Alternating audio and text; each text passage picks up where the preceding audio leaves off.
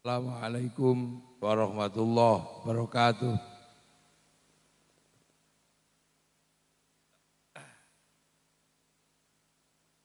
Bismillah, alhamdulillah, wassalatu wassalamu ala rasulillah Sayyidina Muhammad ibn Abdillah wa ala alihi wa ashabihi wa azwajihi wa dzurriyyatihi wa ahli baitihi wa man tabi'ahum bi ihsan ila yaumil qiyamah. Para alim, para ulama, para kiai yang saya hormati, keluarga besar Bung Karno yang saya hormati, para pejabat yang hadir yang saya hormati, seluruhnya semuanya, para hadirin wal hadirat yang berbahagia. Ini kita ini ngekholi nek cara wong Jawa niku. Niki danyange Indonesia. Lho ya. Danyang nek cara. Meng danyange Indonesia. Jadi kalau Bung Karno kan menggali Hasanah Nusantara sehingga jadi Pancasila. Nah, khol ini tak galikan dikit, mundur ya. Mundur tak geduk no. Ya, Eri. Tak geduk no, tak galikan ke belakang. Jadi Bung Karno itu kalau dalam bahasa orang Blitar ini danyang. Danyangnya danyang Indonesia. Jadi orang dulu kalau bahasa modernnya ya founding fathers, pendiri bangsa. Iku lek Jawane iki danyang. Cuma nek danyang itu biasanya kelas kampung. Kelas desa, pendiri desa itu. Itu danyang. Karena apa? Kita ini jadi khol kayak begini. Ini khol ini. Ini khol ini biasanya kan tradisi kaum muslimin. Ini khol itu tradisi kaum muslimin. Tapi akar bangsanya ada, makanya khol itu rame terus di mana-mana. Karena akar kebangsaan kita punya tradisi hormat leluhur. Jadi kita ini punya tradisi hormat leluhur. Cuman kalau menyebut leluhurnya itu danghyang. Kita itu menyebut leluhur itu danghyang. Makanya kalau diambil belakangnya tok, itu namanya eyang. Nah kalau lurus danyang. Abdurrahman kalau belakangnya tok Rohman. Kalau lurus Durakeman. Abdur Rosyid kalau belakangnya tok Rosid. Kalau lurus Durasid. Loh makanya danyang. Nah danyang itu orang tua dulu, jadi dia bukan hantu. Orang tua yang punya pengaruh karena mendirikan sebuah kampung. Nah, poro danyang ini kalau orang Eropa menyebutnya grandma, grandpa. Kalau orang Cina oma, opa. Kalau orang Arab syaikhun suyuh. Kalau orang Indonesia terutama di Jawa dulu nenek moyangnya Bung Karno menyebutnya danghyang.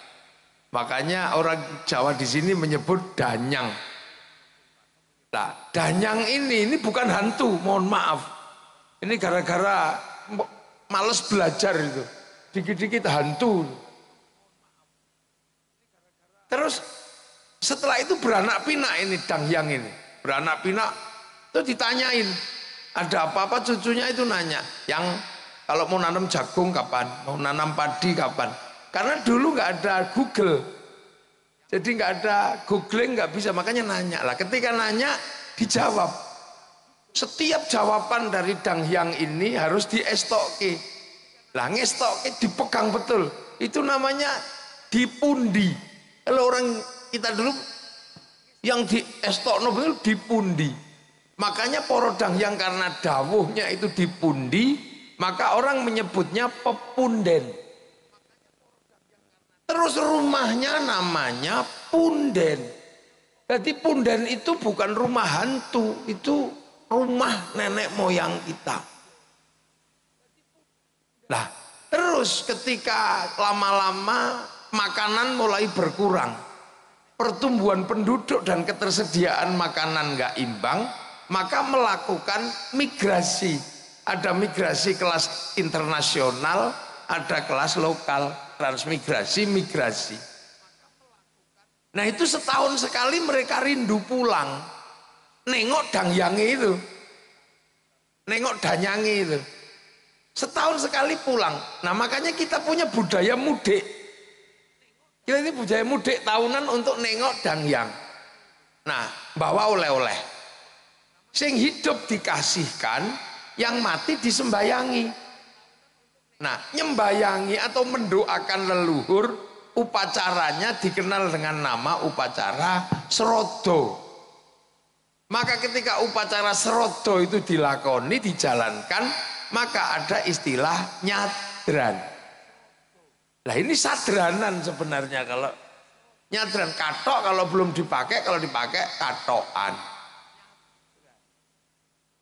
Sarung kalau belum dipakai sarungan. Nah serodo kalau belum dijalankan ya serodo, kalau dijalankan jadi nyadran. Terus dibilangi eyangmu itu nggak mati, cuman pindah dari alam kecil ke alam besar, mikrokosmos ke makrokosmos gitu dalam bahasa. Nah makanya karena sudah pergi tapi masih hidup, pindah alam, didoakan merui kaki danyang nini danyang. Ini landasan, makanya mendoakan leluhur itu mau pindah agama apa setelah agama datang, tradisi ini nggak pernah hilang karena itu lahir asli dari bumi Nusantara. Jadi bangsa kita sudah beradab, tidak pernah menyia-nyiakan para pendahulu.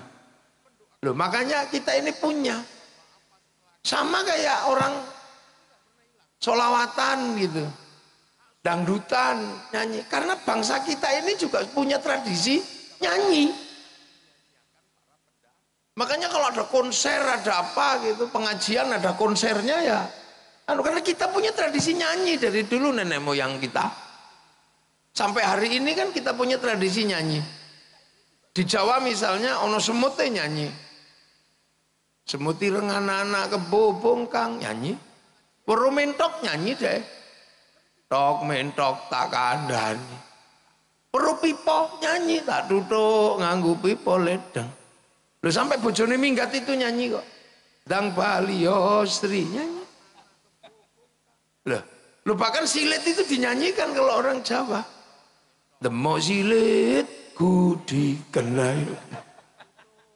Loh, artinya makanya kita juga punya alat musik. Makanya kalau sesuatu dinyanyikan kita itu seneng.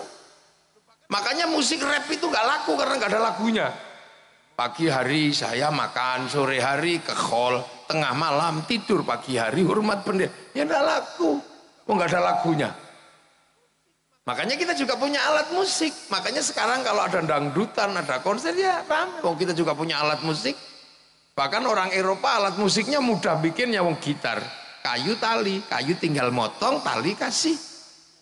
Orang Arab musiknya mudah, terbang kayu kulit, kulit tinggal motong, kayu tinggal ngeruai. Tapi kita punya alat musik gamelan loh ya, bangsa ini terbuat dari logam. Artinya hanya bangsa yang menguasai ilmu pertambangan yang maju dan penguasaan metalurgi yang mapan mampu membuat alat musik dari logam. Duh, kita ini punya.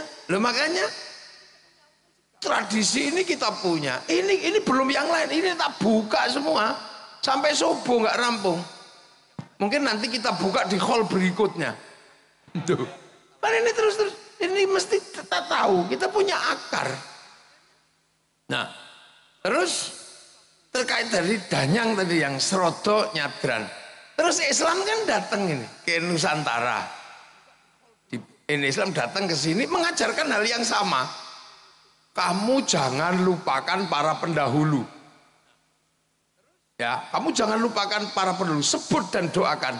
Walladzina ja'u min ba'dihim yaquluna rabbana ighfir lana wa li ikhwanina alladzina sabaquna bil iman. Kamu jangan lupa bahwa orang-orang yang dulu bawa iman kamu doakan. Lho makanya danyangnya Rasulullah. Rasulullah itu yang dua danyang, kok salah no. Rasulullah itu punya danyang di Mekah sana. Yang buka hutan Mekah itu siapa? Nabi Ibrahim. Nabi Ibrahim ini yang buka hutan Mekah tadi, dari nggak ada apa-apa ditempatkan anak cucunya. Rabbana ini askantu min dzurriyyati biwadin ghairi dzi zar'in 'inda baitikal muharram. Ketika berdoa kakinya ada tapak kakinya. Itu diabadikan sampai hari ini, nggak dihilangkan. Terus berdoa lah, ini Nabi Ibrahim berdoa, Rabbi ja'al hadza baladan aminan. Ya Allah, jadikanlah negeri ini negeri yang aman. Maka sampai hari ini kita umatnya Rasul diajarkan jangan lupa Nabi Ibrahim. Makanya setelah Allahumma sholli ala sayyidina Muhammad, kita mesti nyebut kama shollaita ala sayyidina Ibrahim wa ala ali sayyidina Ibrahim fil alamina innaka hamidum majid. Ini wa ala ali Ibrahim nggak pernah, dan yang itu disebut. Nah makanya kita ini mencoba meniru bahwa kita punya pendiri bangsa, punya founding fathers, Bung Karno. Tapi sejarahnya bisa ditafsirkan oleh banyak. Makanya kalau kemudian wali kota dan keluarga besar mau bikin hall secara terbuka, ini pas. Karena apa? Pendiri Indonesia tidak boleh dilupakan. Founding fathers Indonesia jangan sampai dilupakan. Jangan sampai anak-anak kita ini nggak ngerti. Jangan sampai. Nah, cuman kalau Islam kan tidak, Nabi belum disebut. Makanya kita diajarkan ziarah kubur. Terus di kuburan kita disuruh mendoakan kan gitu. Makanya ada tahlil, ada yasin, dan diyakinkan orang mati itu nggak mati, masih hidup. La taqulu liman yuqtalu fi sabilillahi amwat bal ahyaun, masih hidup. Orang-orang meninggal itu masih hidup. Makanya harus kita peringati orang-orang meninggal ini di kuburannya, karena kalau enggak nanti makamnya ganti, namanya berubah, kita ini bisa repot. Harus dijelasin. Terus diajarkan karena masih hidup, diajarkan apa? Ila hadrati ila ruhi. Terus Islam mengajarkan orang mati bawakan makanan yang banyak. Makanya Pak Iben menyiapkan makanan banyak, 5.000 tumpeng. Tapi jangan dibawa ke kuburan Bung Karno. Kita makan sendiri biar jadi sodakoh. Makanya kemudian muncul istilah sodakoh untuk memberikan apa? Kiriman kepada orang yang sudah meninggal. Sehingga serodo nyadran klebon kemasukan istilah sodakoh. Maka kemudian ada istilah sedekahan. Sedekah dijalankan jadi sedekahan. Berhubung sing meninggal wis di dalam bumi, maka kemudian juga ada istilah sedekah bumi. Begitu ada makan, kiainya pasti doanya Allahumma barik lana, Allahumma barik lana, Allahumma barik lana. Lah kok tiba-tiba setiap ada makanan kiainya datang doanya Allahumma barik lana. Maka kemudian karena burak-barik akhirnya makanan datang, ada yang menyebut barian, ada yang menyebut baritan. Ini menyebut barian, ada yang menyebut baritan. Nah, makanya kita alhamdulillah kita juga diajarkan jangan melupakan sejarah masa lalu. Intinya khol itu apa? Jas merah, kata Bung Karno. Jangan sekali-sekali sampean melupakan sejarah. Tapi intinya orang yang sudah meninggal kita doakan, kita sedekahi. Tadi sudah didoakan, disedekahi.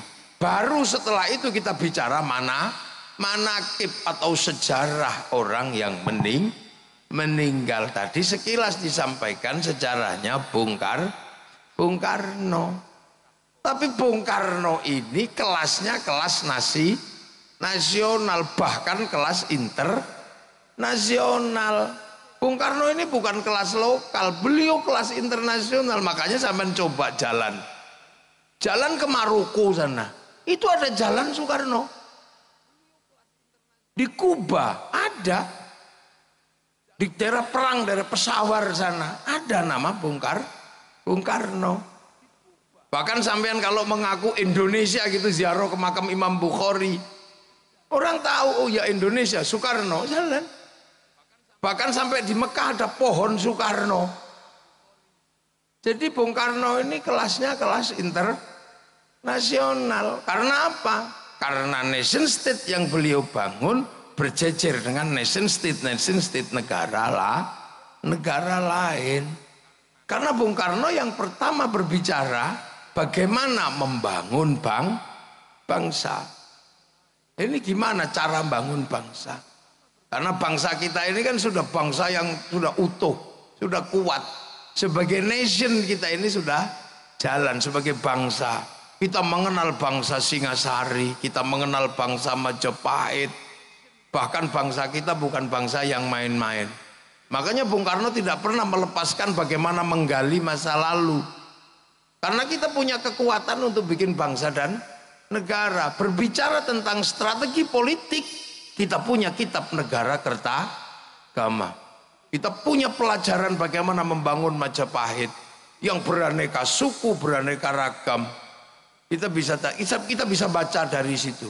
Jadi kita mungkin sebelum kita baca bagaimana masa lalu Cina, masa lalu Afrika, kita sudah punya masa lalu. Kita punya negara. Tahun 300 kita punya negara namanya Kutai Kartanegara. Tahun 500 kita punya kerajaan Kanjuruhan di Malang, sekitaran Blitar. Tahun 500 dikit kita punya kerajaan Kalingga dengan Ratu Sima. Di Palembang abad ke-7 sudah ada Sriwijaya. Jadi kita komplit. Ketika Rasulullah lahir tahun 571 kita sudah punya negara. Bahkan ketika dunia luluh lantak oleh Mongolia tahun 1250 sehingga Arab jatuh ke Mongolia, Cina jatuh ke Mongolia, Eropa jatuh ke Mongolia, maka ketika Mongolia mengarahkan armada multinasionalnya ke Nusantara, apa kita takut sama mereka? Enggak. Apa yang terjadi? Kita lawan mereka. Kertanegara motong kupingnya Menci, sehingga mereka mendatangkan pasukan, dilawan oleh ekspedisi Pamalayunya Kertanegara. Hasilnya apa? Mongolia kalah di Selat Malaka. Satu-satunya bangsa yang pertama kali mampu mengalahkan Mongolia itu bangsa Nusantara, namanya Singasari. Jadi makanya jangan heran ketika Belanda kok ngajak perang, rampung. Salahnya Belanda itu ngajak perang. Salahnya penjajah itu ngajak perang. Lupa bahwa bangsa ini jago perang. Coba kalau Belanda itu tetap stabil dengan perdagangan, mungkin kita nggak akan merdeka. Belanda itu strategi tetap dengan gaya VOC gitu ya. Terus misalnya dagang, ya rugi-rugi dikit, atau badi-badi dikit. Mungkin kita juga masih dengan politik divide et impera. Tapi begitu dia ngajak kelahi, dia lupa bangsa ini dari dulu tukang kelahi. Makanya jangan sekali-sekali kita ngajak kelahi orang Indonesia, habis sampean. Lah ya kan? FPI begitu ngajak kelahi, habis sama bangsa Indonesia. Tadinya aman-aman saja karena nggak ngajak kelahi, maka bangsa ini jangan diajak kelahi. Karena begitu sekutu ngajak kelahi di Surabaya, apa bangsa ini takut? Enggak. Dan sebagai catatan, satu-satunya bangsa yang merdeka karena perang dengan penjajahnya hanya Indonesia. Jadi salahnya Belanda aja ngajak gelut. Makanya kalau di Indonesia ada orang kok dikit gitu, ya mesti kalah wong kene iki tukang gelut cilik-cilik. Ya ta. Surabaya kalah cacak menang cacak. Duh iya. Makanya kita ini jangan diajak kelahi. Jadi di Indonesia itu jangan ngajak kelahi lah. Karena kalau ngajak kelahi nggak ada yang lebih kuat. Salahnya Belanda itu ngajak kelahi maka dilawan di Surabaya. Sekutunya diprovokasi ngajak perang. Nah, situasi-situasi yang seperti ini kemudian dirangkum oleh Bung Karno. Sejarah masa lalunya seperti apa, bagaimana penghuninya seperti apa, Ini terus dunianya seperti apa? Mungkin suatu saat mesti harus ada kita baca di bawah bendera revolusi. Itu tulisannya Bung Karno yang luar biasa, yang luar dirangkum semua. Nggak ada satupun yang nggak dirangkum oleh Bung Karno. Mulai dari gerakan musik ya dirangkum di situ. Musik ngakek-ngok aja dipikir sama Bung Karno. Iya kan? Kemudian Islam Sontoloyo sudah dipikir sama Bung Karno. Jadi Bung Karno, Elvis Presley udah dipikir, Bung Karno mikir. Jadi Bung Karno ini kadang kalau kita baca ini orang memang tidak pernah mikirkan dirinya sendiri. Mau apa aja dipikir. Makanya ketika Bung Karno itu memikirkan sesuatu yang besar, ini Bung Karno menjadi traffic daripada nation state. Lalu lintas politik, lalu lintas ekonomi, lalu lintas agama bisa ditampung oleh Bung Karno. Kiai ngomong hanya ngomong agama, politisi hanya ngomong politik, budayawan hanya ngomong budaya. Tapi nation state butuh struktur yang paling mapan untuk menjadi traffic daripada pembicaraan seluruh anak bangsa. Dan itu ada pada Bung Karno. Itu bedanya. Makanya sampean kalau mau jadi orang sekelas Bung Karno harus bisa menjadi traffic semua kepentingan. Kalau kemudian lalu lintas yang bisa lewat di kamu cuman orang yang seneng artis tok, ya kamu nggak akan ketemu dengan orang yang seneng patung. Orang yang seneng patung nggak akan lewat kamu karena kamu nggak suka patung. Orang yang seneng musik nggak akan lewat kamu karena. Nah, Bung Karno ini bisa menjadi traffic dari semua kepentingan bangsa. Walaupun beliau lahir dari politik etis, di mana Belanda memberikan hak pada pribumi untuk sekolah. Nah, ini Bung Karno. Jadi ditinjau semua sama Bung Karno. Sejarahnya seperti apa gitu. Nah, itu butuh. Nah, untuk kebutuhan itu makanya kita bisa melihat Bung Karno berani mengambil sikap. Dan monggo Bu Sukmawati monggo.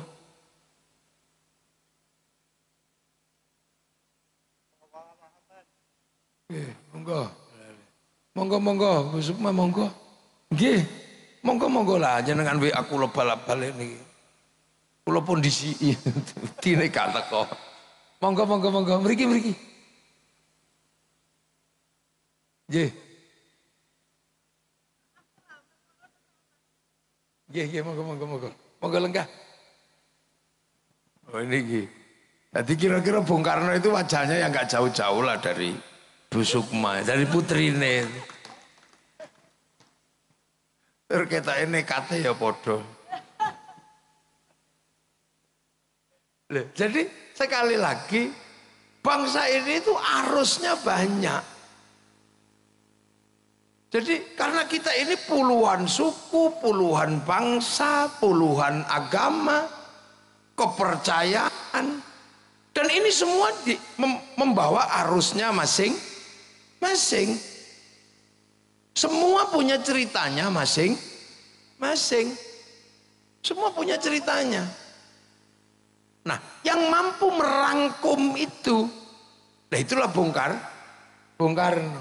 Itu kekuatan Bung Karno sebenarnya adalah menjadi trafficnya semua orang yang pengen bangun bangsa Indonesia dari ketertindasan imperialisme dan kolonialisme di waktu itu. Itu kekuatan Bung Karno. Jadi Bung Karno bisa ngomong apa saja. Itu nggak mudah. Orang punya kemampuan untuk bisa ngomong apa saja. Dia bisa. Dan itu kita bisa baca di bawah bendera revolusi. Sampean juga sama. Orang punya potensi kalau orang bisa menjadi lalu lintasnya orang banyak. Makanya para pemimpin ini bisa jadi wali kota. Itu ya trafficnya orang banyak, partainya banyak. alirannya banyak. Loh, makanya kiai juga sama. Kiai kalau bisa menjadi traffic orang banyak, ya dia akan hadir menjadi eksistensi yang cukup bisa mewakili kepentingan orang banyak. Di zaman itu Bung Karno bisa. Nah itulah makanya ada istilah beliau ini pendiri. Makanya orang nggak komplain ketika Bung Karno yang akan baca proklamasi, orang nggak mungkin karena merasa semua terwakili. Semua merasa diwakili oleh Bung Karno. Yang kelompok agama diwakili, kelompok modernis diwakili, kelompok ini diwakili. Sehingga bisa merangkum itu semua. Nah, rangkuman itu kemudian kita bisa lihat yang paling kita pahami rangkuman dari apa yang terjadi traffic itulah yang kemudian kita kenal dengan Pancasila. Itu rangkuman Bung Karno.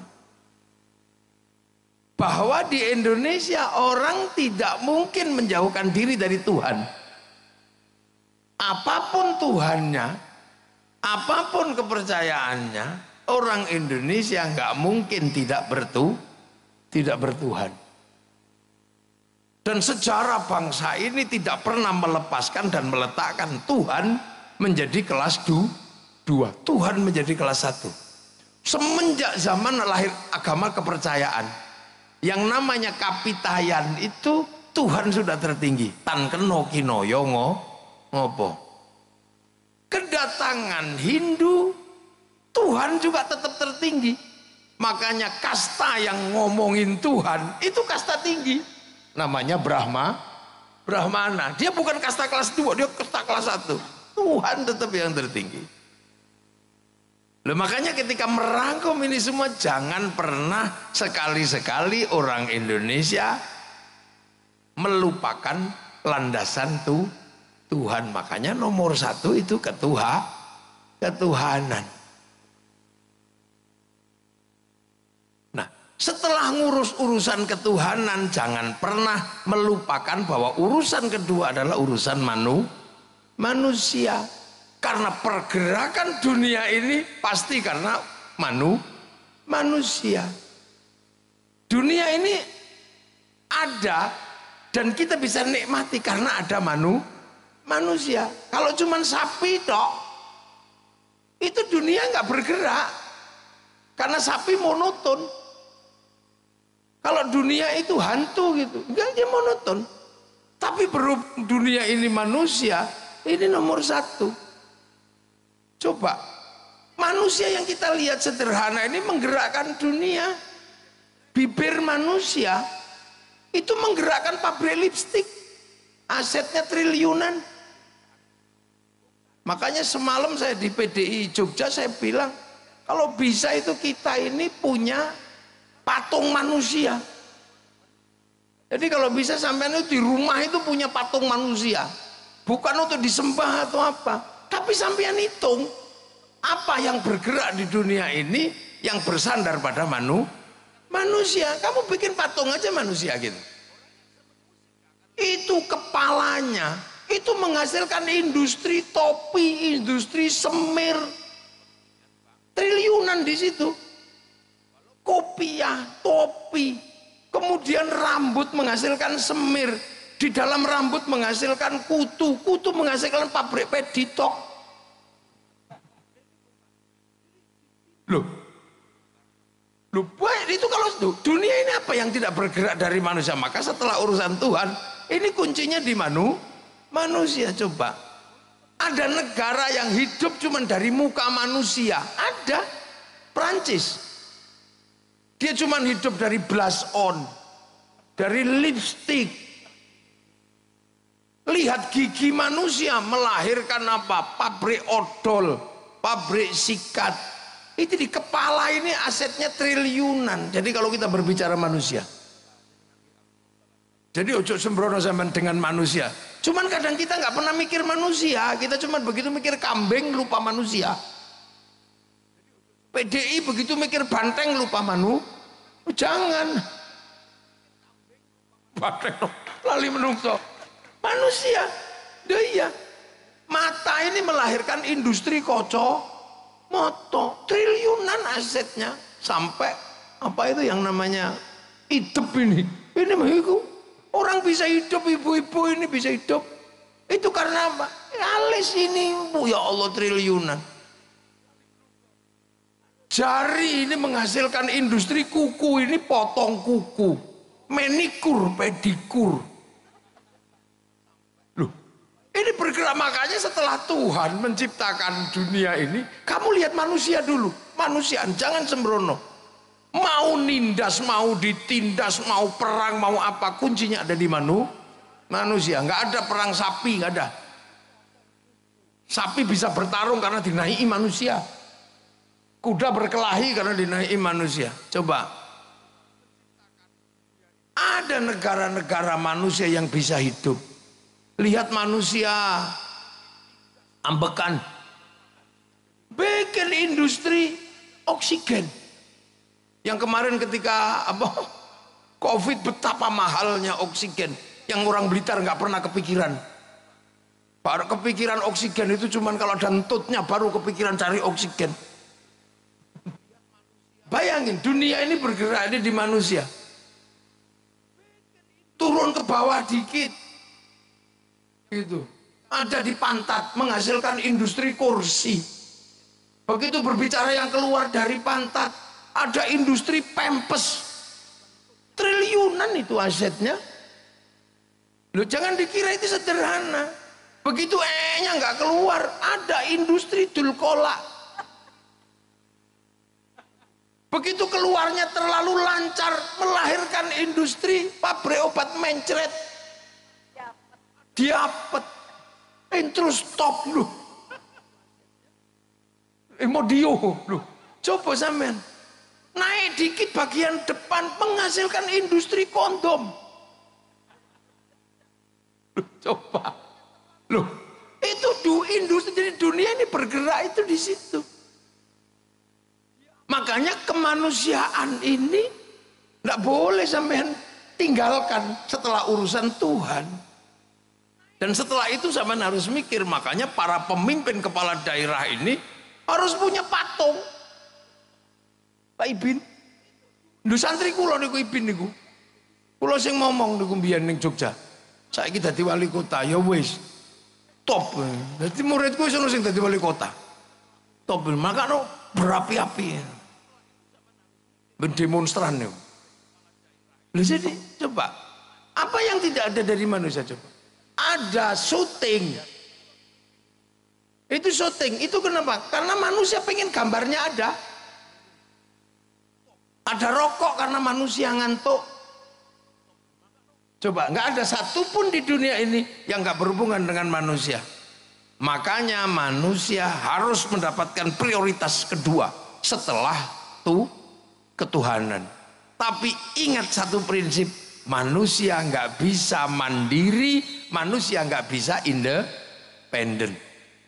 Dia butuh dengan yang lain, butuh lingkungan, butuh manusia yang lain.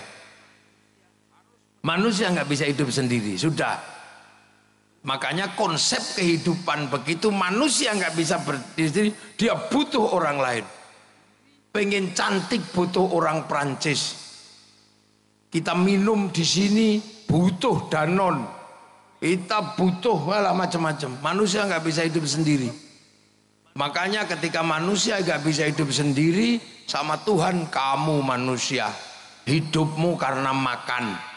Maka ketika kamu makan, jangan melupakan yang lain, bahwa di dalam makananmu ada intervensi, ada keterlibatan orang lain. Makanya manusia yang paling nyata hidupnya karena makan, maka makan mengingatkan kita bahwa makan tidak independen. Maka doanya Allahumma barik lana. Kenapa bukan barikli? Kenapa berkahilah kami dalam makanan? Karena makan kita melibatkan orang yang kadang kita nggak tahu tempatnya di mana, sukunya apa, agamanya apa. Kita makan nasi. Begitu kita makan nasi, pasti di situ melibatkan sawah karena sapi ditanam padi itu. Begitu sawah melibatkan negara, melibatkan menteri ATR, melibatkan BPN, karena kalau enggak sawah pasti perang.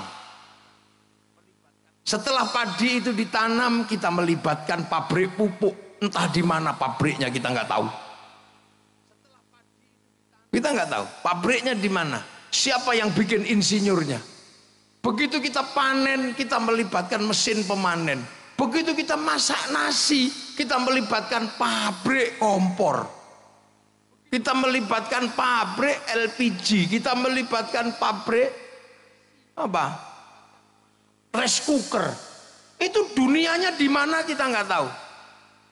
Jadi makan itu transnasional. Dan sembrono. Begitu nasi itu ada di piring, kita melibatkan pabrik piring. Begitu kita makan ada bumbunya. Yang nanam bumbu di mana kita nggak tahu. Yang nanam bawang di mana, yang nanam merica di mana. Begitu kita makan enak, bumbunya karena dikasih garam.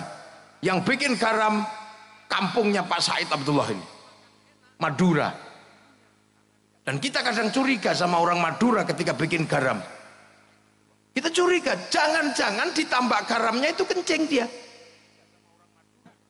Makanya orang Jawa curiga, karena takut dikencingi, maka produknya dikasih nama uyah.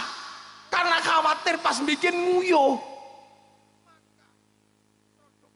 Oh, jangan-jangan pas bikin uyahi nguyuh, makanya dibikin uyah sama uyuh. Kira-kira, tapi kalau enggak ya syukur. Ini di mana kita nggak tahu. Setelah kita makan, kemudian kita ngambil anggur merah. Anggur merah bukan tanaman Indonesia. Lihat kalau nggak Cina, New Zealand, Australia, Amerika. Itu berarti apa? Butuh impor. Kalau berbicara impor berarti butuh negara. Negara menunjuk Menteri Perdagangan. Menteri Perdagangan menunjuk eksportir, importir. Di situ pasti ada bill of lading, ada letter of intent. Ada obligasi. Loh, mbok kira menungso itu tanpa persatuan urip, ndak mungkin. Makanya di dalam agama sudah diajarkan tulang kehidupanmu adalah makan. Maka ketika kamu makan, jangan kamu lupakan bahwa ada intervensi, ada keterlibatan orang lain. Maka Allahumma barik lana. Maka agama pun ketika berbicara tentang kebenaran itu bersama. Makanya mayuridillahu bi khairan yufaqihu fiddin. Yang dikehendaki menjadi baik oleh Allah dikasih ngerti urusan agama. Ini tak ajak ngaji nahwu. Khaironnya di situ nakirah. Maknanya khairon kamilan, kebaikan yang sempurna. Baik sempurna bukan milik manusia, itu milik Allah. Makanya kalau ada manusia baik pasti nggak sempurna. Saya tanya sekarang, pasti baik, pasti nggak sempurna. Malam ini pengajian ini baik apa enggak? Nah, kalau malam ini pengajian baik, yang paling baik siapa? Ayo, ya kiainya pasti. Ya pasti kiainya. Loh, kalau pengajian ini baik, yang paling baik ya pasti saya. Yang dikasih duduk meja cuman saya. Yang lain kan sudah biasa punya kursi, jadi ya, dan punya meja lah. Saya kan nggak pernah punya meja, jadinya ya. Makanya tadi sampean dapat makanan di sini yang enggak, wis biasa untuk panganan. Loh, tapi saya nggak boleh mengaku yang terbaik, nggak boleh. Karena saya baik terlihat di sini, diundang sama wali kota. Kalau saya nggak diundang wali kota, nggak kelihatan saya ada di sini. Nah kalau gitu baik saya apa baik wali kota? Ya nggak bisa, saya nggak datang wali kotanya jelek. Loh, itu baru 2 orang sudah ribut, saya sama wali kota. Apalagi kalau sampean ikut-ikutan, yang baik ya saya, kiai, kami. Lah kenapa mau datang? Karena kalau nggak ada orang duduk di situ, ini bukan pengajian, bukan khol, ini cek sound. Loh, terus kata tukang sound yang paling baik ya kami, kiai. Lah kok nama? Nek sound tak pateni ya bubar katanya. Kata Pak Wali Kota, ya coba pateni rata bayar. Ya kan? Ini menjadi indah karena ya ono sing masang tenda. Padahal biasanya yang suka masang tenda ini sholatnya juga nggak terlalu rajin. Loh, mana ada baik itu berdiri sendiri. Makanya orang kalau baik jangan mengaku paling baik, karena baik itu nggak independen. Makanya karena manusia ini nggak mungkin hidup tanpa persatuan. Nah, sekarang persoalannya adalah Bagaimana orang bisa menghargai orang lain? Karena manusia nggak bisa hidup dengan dirinya sendiri. Bagaimana manusia bisa menghargai orang lain yang ada dalam hidupnya? Kiai, sholat. Ada dalam hidupnya peranan orang Cina. Karena kiai kalau sholat harus tutup aurat. Begitu tutup aurat, ini kain. Ini bikinan pabrik kain. Yang punya pabrik kain itu Cina. Jadi dalam sholat itu Cina juga hadir. Makanya kiai nggak boleh ngamuan sama Cina. Karena kalau Cinanya pergi, kitanya udah. Loh, dalam kehidupan kita nggak bisa kita ya. Kita sholat wudhu, kaum muslimin wudhu, pakai air. Yang nyiapin keran sama pipa siapa? Mas Pion. Maka kita nggak boleh anti industri. Begitu kita bikin masjid, ada pabrik semen di situ. Itu siapa yang bikin? Ya orang-orang Krakatau Steel sana. Kita pergi haji, itu pasti bayar ke bank. Maka kiai nggak boleh mengharamkan bank, karena begitu bank haram, kita nggak jadi pergi haji. Wong pilotnya nggak mau dikasih duit. Loh ini, loh yang kayak gini. Makanya sekarang ada konflik Yahudi gitu. Hancurkan Yahudi semua, ya sisainlah dikit, jangan habisin semua. Karena pesawat itu bikinan sana. Begitu sana nggak ada semua terus mati lah, kita renang. Loh itu makanya konsep hidup ini nggak boleh orang semena-mena dia. Nah, yang menopang itu semua apa coba? Perasaan setara antar suku, antar anak bangsa, antar agama. Itu konsepnya ada di mana? Ada di Indonesia. Konsep apa? Konsep hidup yang pernah ditawarkan oleh Rasulullah Muhammad Sallallahu Alaihi Wasallam. Konsep kullukum ra'in wa kullukum mas'ulun an ra'iyati. Kalian semua adalah para pemimpin yang harus hidup saling tanggung jawab antara yang mimpin dan yang dipimpin. Konsep bertanggung jawab dalam perbedaan suku, bangsa, agama, tapi hidup setara, itulah yang disebut ra'iyah. Ra'iyah itulah yang akhirnya dipakai oleh pendiri bangsa ini untuk menyatukan perbedaan menjadi rakyat. Makanya Bung Karno tidak memilih konsep, tidak menerima konsep people. Karena kalau people itu vox populi vox dei, suara mayoritas suara Tuhan. Begitu dia mayoritas, dia diktator mayoritas. Makanya ra'iyah tidak menerima konsep khilafah atau ikhwanul muslimin. Ra'iyah juga nggak bisa menerima konsep, Bung Karno nggak menerima konsep komunis. Karena komunis itu adalah diktator mayoritas. Sama diktator proletariat. Makanya konsep yang dipakai adalah ra'iyah, yang akhirnya antar suku yang berbeda bisa setara, antar agama yang berbeda bisa setara. Nah itu yang kita kenal dengan konsep rakyat. Akhirnya yang tadinya kawulo di Jawa bisa mandiri bilang kulo. Yang tadinya hamba sahaya bisa tegak bilang saya. Yang tadinya abdi di Sunda bisa bilang abdi mah. Yang tadinya orang Banjar pukulun bisa bilang ulun. Itu karena apa? Karena konsep ra'iyah atau rakyat. Maka persatuan hanya bisa dijalankan kalau manusia menggunakan prinsip kerakyatan. Dan satu-satunya muslim terbesar dunia yang bisa mempraktekkan menggunakan konsep ra'iyah hanya muslim Indonesia. Terus mbok arani Bung Karno yu ora santri ngono kira-kira. Bisa menerapkan konsep itu. Saudi kembali menjadi kerajaan. Beberapa negara di Timur Tengah komunis. Kita menggunakan idiom yang asli. Makanya ra'iyah itu kalau ngumpul namanya musyarakah. Apa musyarakah? Yang tadi saling bersekutu, saling melengkapi. Cina melengkapi, Jepang melengkapi, orangnya nggak datang, Sonnya datang. Orang Korea nggak datang, Samsungnya datang. Ya datang semua ini loh. Nah itu musyarakah yang kita jadikan istilah lokal masyarakat. Makanya musyarakah ini indah dan itu di Indonesia terjadi. Nah, musyarakah ini kalau mau mengambil keputusan musyawarah wasawirhum fil amri, bermusyawarahlah dalam berbagai urusan kamu. Makanya konsep musyawarah ini kemudian terlembagakan, majelis permusyawaratan rakyat, dewan perwakilan rakyat. Idiomnya masih idiom yang sama. Maka kemudian majelis dan dewan ini membentuk lembaga mewakili musyawarah, membentuk panitia lah. Panitia ini kita bisa lihat sudah tidak lagi berbicara kamu sukunya apa, pengen kepala desa daftar, pengen jadi bupati daftar, pengen jadi DPR daftar, semuanya punya hak yang sama, nggak pernah dibedakan kamu turunan siapa, kamu siapa. Setelah daftar, karena ini demokrasi prosedural, cari teman sebanyak-banyaknya. Kalau nggak bisa cari teman sebanyak-banyaknya, beli. Nek ndek duwe ngono lho, ya piye meneh. Nah, itu konsep musyawarah. Makanya nah, yang nata dulu yang digali oleh Bung Karno ini kerjaan siapa? Kerjaan para wali.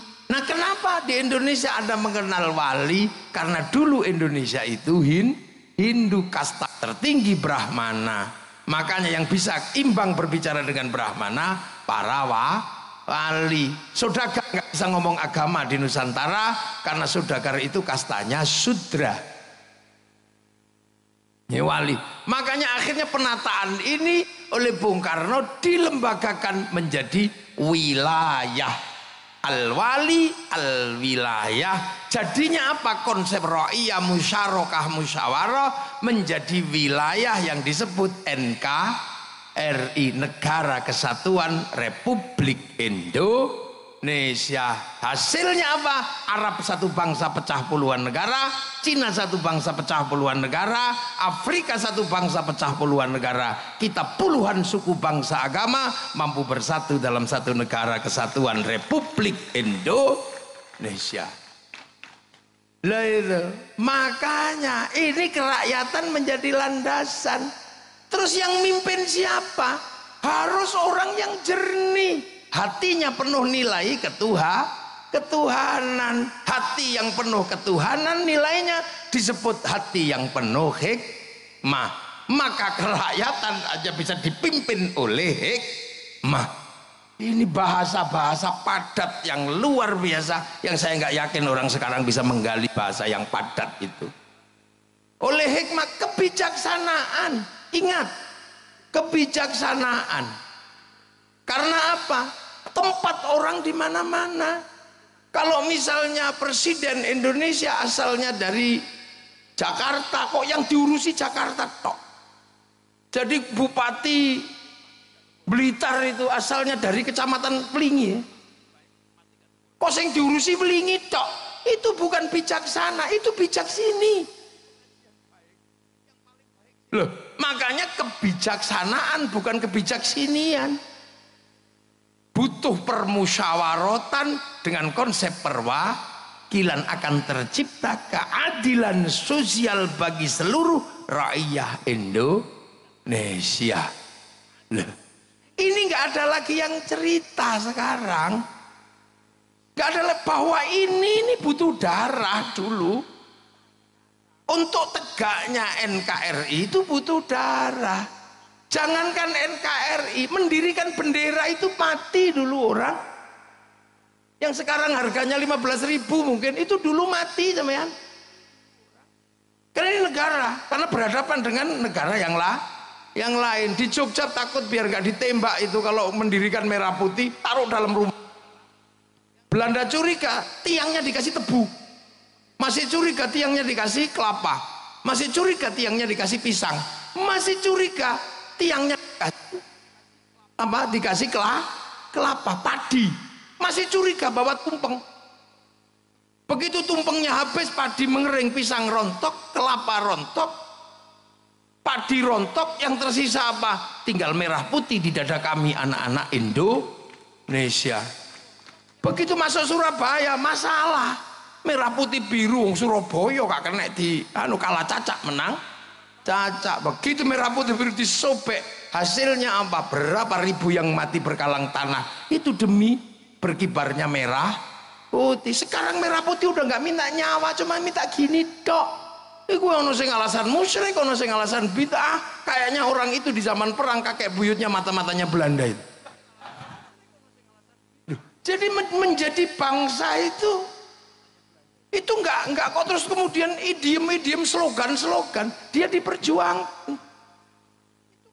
Makanya ketika menjadi Indonesia ini ada yang berkalang tanah yang disebut pahlawan, ada yang disebut pejuang, veteran, itu semua bergerak kan gitu, itu semua bergerak dan itu dialami langsung. Bung Karno di penjara, dari penjara ke penjara, dari suka miskin. Padahal Bung Karno itu kalau mau hidup enak gampang, wong orang pinter zaman segitu. Iya, orang pinter zaman segitu kan nggak terlalu susah. Ikut Belanda aja udah beres. Jadi komprador. Tapi beliau memilih apa? Jalan perjuangan yang pasti terjal. Ditopang oleh beberapa kekuatan. Ayo, trafik yang berbeda-beda memerdekakan bangsa pakai Pancasila. Nah ini nggak ada yang cerita sekarang. Amerika itu konsen dengan cerita seperti ini agar bangsanya tetap dikenang sebagai masa lalu oleh anak-anak masa depan. Kita bisa lihat betapa mereka konsen di film Hollywood, mulai dari Wild West sampai The Last of the Mohican. Dia ceritakan, bayangkan, diganggu sama Vietnam, dia bikin Rambo 1 sampai 6.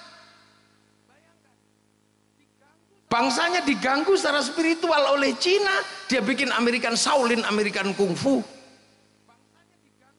Diganggu sama Jepang, dia bikin American Samurai, American Ninja. Bahkan samurai terakhir dari Amerika namanya Tom Cruise dalam film The Last Samurai. Duh. Mereka jelaskan gagal dengan apa? Saddam Hussein, Hotshot 1, 2. Gagal dengan terorisme, bikin 12 strong. Ini tercatat, mereka ceritakan semua. Cina, mana dia berhenti menceritakan ular putih sampai ular hijau. Dari Wong Fei Hung sampai Sun Gokong, dia ceritakan. Karena tahu bahwa bangsa ini nggak boleh melupakan sejarahnya. Dia ceritakan, Jepang, lebih berat lagi di Jepang.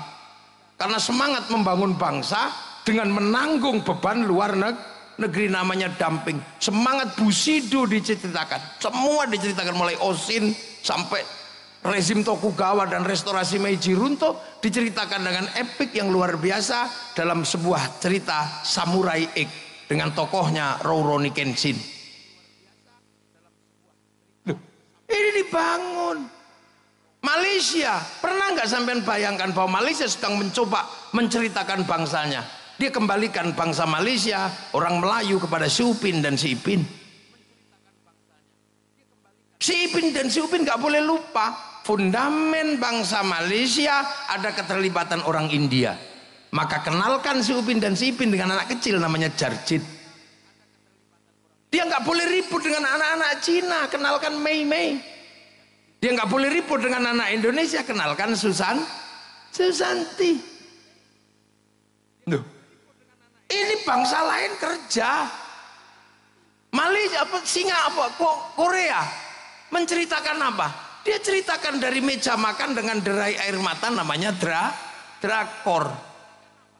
Hasilnya apa? Dominasi finansial, kemandirian bangsa mereka dimulai dari membangun apa? Glorifikasi bangsanya masing-masing. Amerika mengeluarkan sejarahnya, produk Amerika masuk ke Indonesia laku semua. Mulai dari celana jeans sampai McD sampai segalanya laku karena glorifikasi mereka berhasil. Glorifikasi orang Jepang membuat produk-produk Jepang laku di seluruh dunia. Glorifikasinya orang Korea membuat makanan Korea laku, pakaian Korea laku. Dan terakhir, tragis sekali, saya ini generasi 90-an, generasi rock.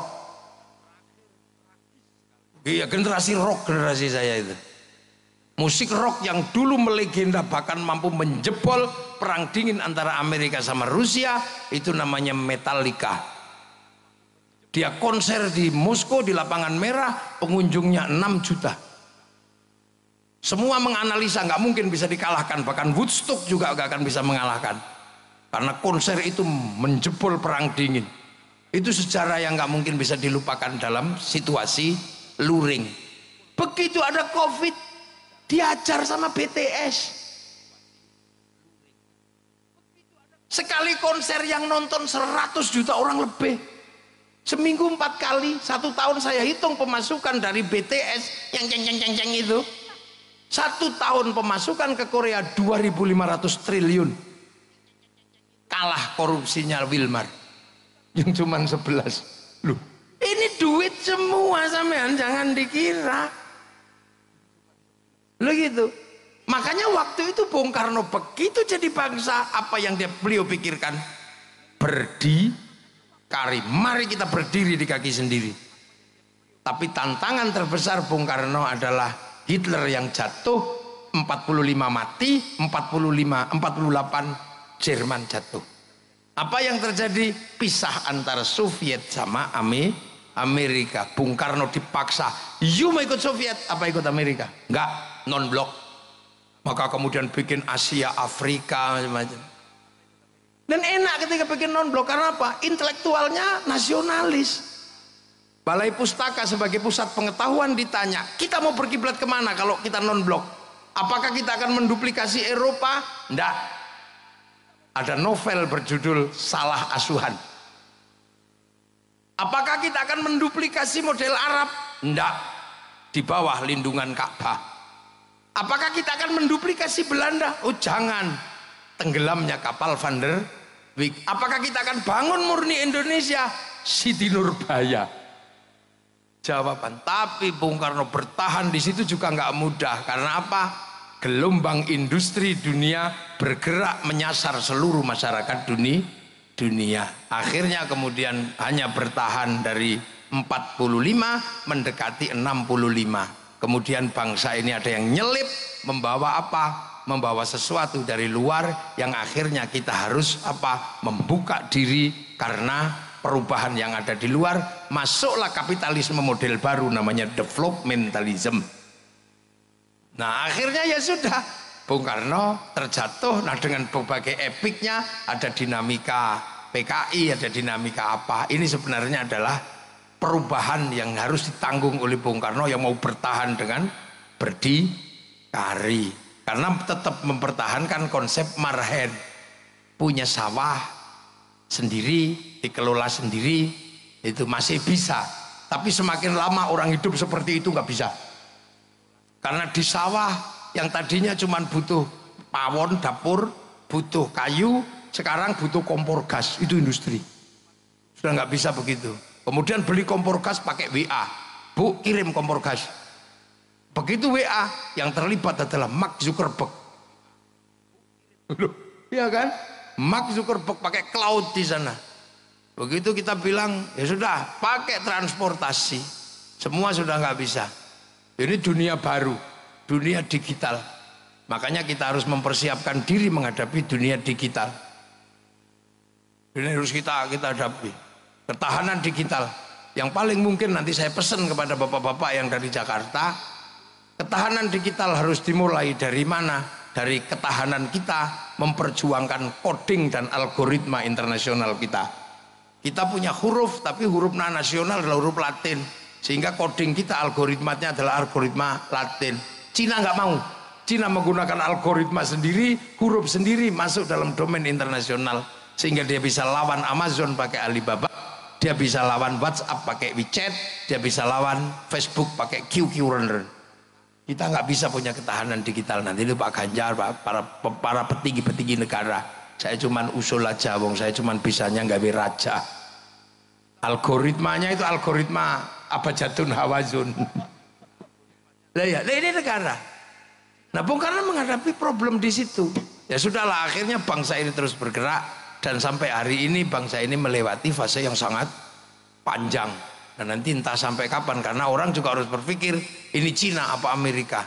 Loh, Ini harus terjelaskan karena apa? Bangsa ini mempersiapkan bagaimana bisa produksi. Makanya kalau kiai sih sederhana, yang lain itu biar diurusi sama politisi-politisi dan orang pinter-pinter. Kiai mempertahankan keutuhan bangsa dan negara. Itu tugas kiai. Kita jaga. Makanya cara kiai menjaga NKRI itu sederhana. Yang penting rukun. Makanya kiai itu kalau apa-apa agama selalu menjadi landasan kerukunan. Kiai doa, ya biar rukun, doanya bareng kiainya yang doa, santrinya amin, amin, amin, amin, amin gitu. Yang lain sudah nggak mau doa bareng-bareng, doa sendiri-sendiri gitu. Santri kiai nggak, karena santri kiai bagian dari perjuangan NKRI. Maka kalau doa tetap bareng-bareng. Begitu yang doa kok tambah banyak, diajak ke alun-alun Blitar, namanya istighosah. Akhirnya ro'iyah ngumpul, rakyat semuanya ngumpul. Yang ngaji datang untuk ngaji, yang jual bakso datang untuk jual bakso. Kerukunan terjaga, roda ekonomi berputar. Itulah yang bisa kita lakukan. Belum makanya kiai itu sholawat, ya nggak sendirian. Kalau sholawat bareng-bareng nggak bisa, Bu Sukma. Saya lagunya Rhoma Irama. Lawat bareng-bareng, bendera laku, apa aja laku, sampai kemudian semuanya laku, roda ekonomi berputar, kerukunan terjaga. Peringatan Maulid Nabi, kita kumpul di mana? Kita keluarin uang, iuran, setiap bulan santri iuran, bikin kegiatan bersama yang sifatnya apa? Edukasi publik. Kerukunan terjaga, roda ekonomi berputar. Makanya santri-santri ini nggak punya uang. Pondok-pondok jelek-jelek, bikin WC aja angel. Makanya karena apa? Duitnya habis untuk merawat NKRI. Maka tugas partai-partai politik membantu. Tugas bupati bantu. Karena enak dong, kiai mogok, polisi juga susah. Kalau kiai tiba-tiba mogok, nggak lagi merawat kebangsaan, sampai tadi bupati angel. Lu coba COVID itu kan ada kiai, wow judek sampean, melarang orang Jumatan. Untung ada kiai, tinggal ngomong aja, kiai Jumatan libur, Yong libur besok ya, alhamdulillah. Coba yang larang polisi, ya dilawan. Terus tiba-tiba kiai disuruh ngomong COVID, kiai ngomong COVID. Nah kiainya kan nggak ngerti COVID itu apa. Ya akhirnya kiai ya sesuai fakta gitu aja. Saudara-saudara, hari ini zaman digital, dosa manusia terbanyak ada pada dunia digital. Membuka pakai jempol bisa ngomong apa saja. Maka dosa ada pada jempol dan mulut. Maka Allah menurunkan corona. Tangan harus pakai hand sanitizer, mulut harus pakai masker. Betul? Betul. Padahal kiai ini ngarang. Ini ruang, makanya terorisme begitu ngomong, kiai ngomong teroris, semua kiai ngomong teroris. Ketika bangsa ini terancam, mana ada kiai yang menghentikan diri? Karena apa? Kiai ini penerus para wali, punya tugas untuk menjaga wilayah dan wilayah itu NKRI. Dan itu Bung Karno mampu merawat itu semua. Tinggal nanti ke depan bangsa ini mau seperti apa, tantangannya kayak apa, biar dipikir sama calon presiden Indonesia. Loh kan gitu ya, Pak Ganjar kan calon presiden Indonesia. Kalau kemarin kalah sama Pak Prabowo, mungkin tahun depan bisa menang lagi. Ya kan nggak ada yang tahu. Kayak Pak Jokowi, Pak Prabowo kalah, maju lagi, kalah lagi, maju lagi, menang. Wong panjenengan masih muda aja kok. Kalau 3 kali kalah ya 4 kali. Sak menangin. Lah ya, santri-santri ini kan yang penting bagaimana NKRI ini terjaga. Makanya jangan salah bahwa konsep kebangsaan ini sinergi antara yang dibangun oleh Bung Karno dengan nalar bangsa Indonesia karena digali dari masa lalu ya. Amma ba'du. Dan ini baru mukaddimah saya. Loh kiai itu kalau ngaji kan pakai amma ba'du. Kalau sudah amma ba'du berarti pembukaan selesai. Saya belum mulai ngaji nih. Tapi kalau bisa tahun depan Pak Iben ada sapi yang dipotong. Beli sapi lah wong kol Bung Karno kok tumpeng tok gak ono sapi ini. Loh iya kan. Oh Pak Said yang mau beli sapi tahun depan. Iya, masak kaldu. Oke. Ya jadi gitu. Jadi kita ini kadang tidak lagi ada yang menceritakan kita punya masa lalu. Kita punya Bung Karno nggak ada yang menceritakan. Hari ini anak-anak sudah nggak tahu di bawah bendera revolusi. Sementara orang Soviet, orang mana masih tahu das kapitalnya Marx, masih tahu. Orang Jerman, orang Prancis masih ngerti Levi Strauss, Montesquieu masih ngerti, orang Yunani masih ngerti Platonis. Nah, kita tiba-tiba nggak ngerti apa-apa. Punya ayam jelek di apa bagus dikit ayam Bangkok. Punya rambut hitam di merah-merah. Akhirnya jadi LKMD Londo Komeng-Dasi. Nah itu semangat Bung Karno, itu semangat untuk mempertahankan bagaimana bangsa ini bangkit, karena nanti produksi butuh konsumsi.